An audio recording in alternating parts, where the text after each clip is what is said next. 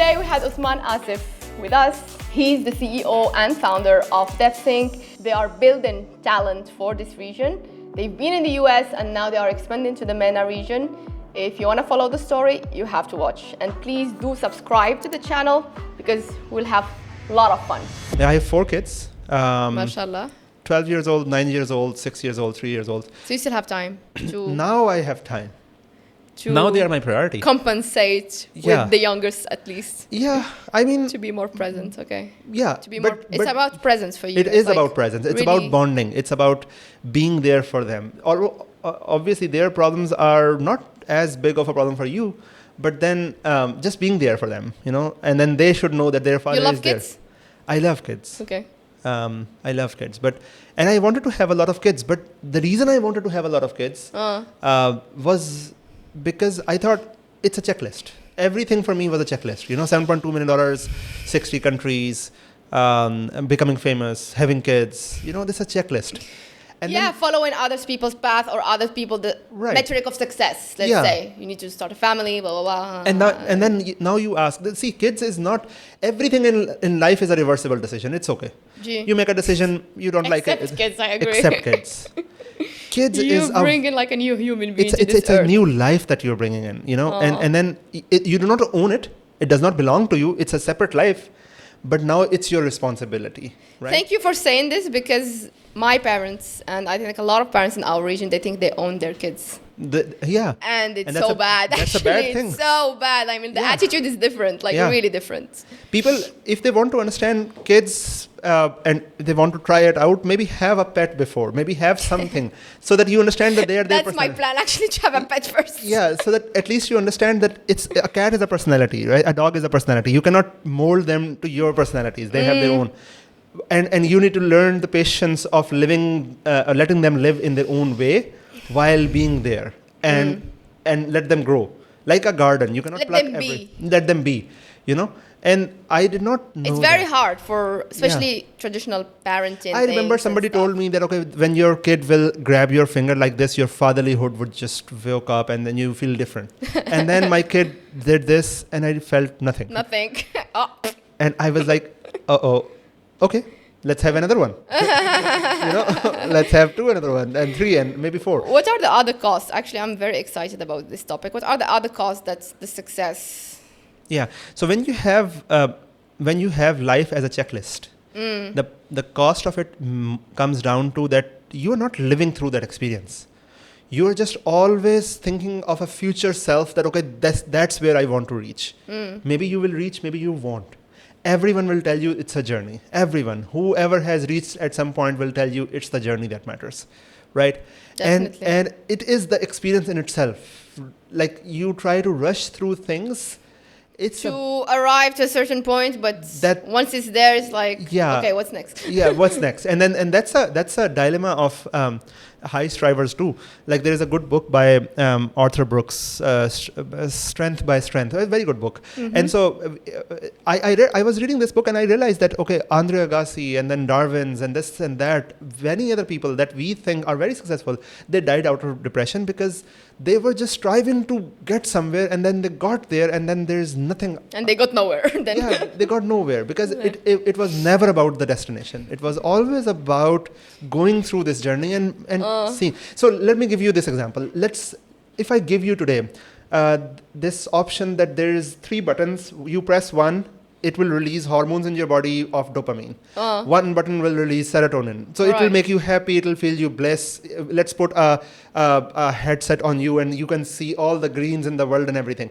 Would you exchange your whole of your life, which has misery, which has sadness, which has this and that, ups and downs, with this? No. Would you? No. Why? It's a journey. It's a journey. Yeah. It's the surprise factor. Yeah, because it's the life even sometimes it's hard. Yeah. But it's life. But that is life. And that's Exactly. what you're looking forward to. You're not looking forward to be happy all the time. What's the point of a life that is happy all the time? We are chasing happiness too much. We are chasing the optimization of it. It's just too much. It's the small moment. See, I traveled the world. I designed everything when I was traveling. I designed from when I come out of a plane, what will I visit, who will I visit it with, everything. There was one time I went to Ireland and I did not plan anything. And I was very tired. I went home, I slept. I woke up, I was hungry. There was no halal food in Ireland at after 11 p.m. So I started walking. And there was this pizza house which was halal, which was closed. I knocked the door. There was a Faisabadi guy. He was making mutton karahi for himself and roti. So I told shared him, it with him. I told him that I came from Lahore and I am very hungry. Please give me food. And he shared his food with me. Oh, so I that's so ate sweet. that. And then I walked out. There was this Irish pub, and some people were dancing over there. That is my favorite memory out of all the trips that I did. That is the memory that I did not plan. Everything else was planned. So sometimes life is Let the magic of life Yeah. be. and Yeah. then slow down, calm down, relax, and feel the life around you. Because so you see, It's very hard for us, especially engineering, mathematics, physics. It's like everything has to be calculated and Yeah. planned. And so there were different philosophies of life also, and I had the chance to go through different philosophy, and there is this one philosophy. So look, when you look at sky, Right. and you see a star which is like fallen down, and you see, okay, it's happening now. No, it has happened a billion years ago. You are just watching it now because Right that is now. a billion lifetimes ago, right? So essentially you are witnessing something in the past that has happened. Now map it on your own life. So when you go in a cinema which has a Dolby, I don't know, the Dolby sound, you can feel the sound coming from everywhere, right? Let's suppose you make a more immersive experience in a cinema where you can see the whale going through this, right? Right. Now add it to your life. Maybe there was a designer who designed your life as a movie. Maybe you are just witnessing your own movie that has happened in the past. You did not make the choices that you think you are making. It's just so immersive that you believe that you're making these choices. Okay. Now, the worst outcome of this movie is to try to control the outcomes. Right. Because it's not in your control. The script is written, it has happened. Somebody has acted upon it. You're just watching it and witnessing it, right? The best outcome, you can get to watch it and you feel the serendipity of watching it. My personal thing is that the worst outcome of life is regretting or not living the moment that is there. And the best outcome of life is being in any moment and enjoying just Fully. being there. Yes. Fully. And the currency of life is not time, is the attention. We have limited attention. The more attention you put in a moment, the moment in itself expands. It gives you the meaning of the life. You can enjoy really a cat, a bird, a morning, A tea. a tea. Just a tea, anything yeah. can be musical for you, and anything can be sad for you. It's Of course. all inside you. I didn't know that this discussion will go very spiritual. But actually, one of the books that I really love is Conversations with God. It's Neil Donald Walsh. It's one of the best. Conversation with gods. I read the 4 books. It took me 3 years to read the 4 books because it's like very heavy reading. And I didn't at that time, I wasn't understanding it's like all time existing is now. Yeah. I mean, like everything that's happened and would ever happen is already there. And when you have to the quantum physics and everything, it's like it's proven already by science. It's like there. I mean, And when we talk about enjoy the moment. When we talk about this philosophies and all that, people usually say that, okay, yeah, now that you've made money, you can talk about philosophy. This is true, by the way. Most of the philosophers in the world are rich people. So there is just one Epictetus and one other Diogenes that were not rich, but everyone.